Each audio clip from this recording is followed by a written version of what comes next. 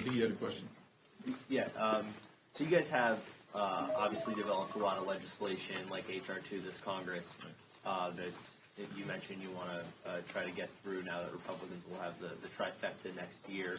But in your conversations with Tom Homan and others from the executive standpoint, how is it going for them standing up the executive operation when it comes to mass deportation and that sort of thing? And how quickly will they be able to sort of change the bureaucratic inertia and start implementing this sort of thing? Well, so the first thing they're going to do is they're going to take the shackles off ICE and CBP, and they're going to say, enforce the law. They want to do expedited removal as well.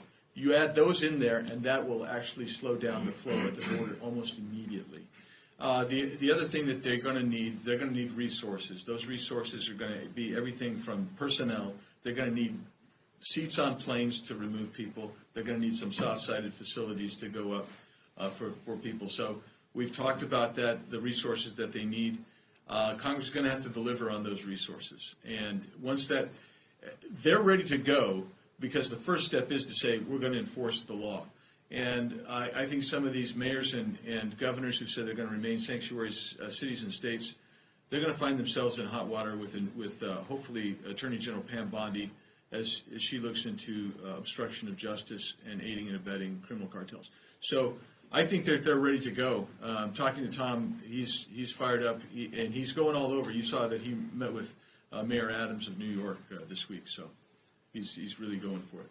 Thank you. Forgive me if you addressed this in your opening statements, but could the Lake and Riley Act be a part of the first 100 days, and also any type of legislation to enshrine Remain in Mexico into law instead of doing it through executive order? Yeah, so I do think Lake and Riley law and other laws that have been promulgated that are put forward that haven't made it through, I think you're going to see those come up really quickly.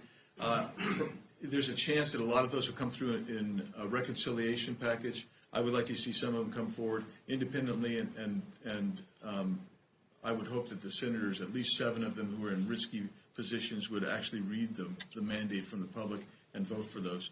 But otherwise, they're going to come through probably in reconciliation. The other aspect is you're going to see also a termination of some of these programs. CBP One app, that's going to go away. The CHNV program, that's going to go away. That's going to save us a bunch of money for reconciliation purposes as well.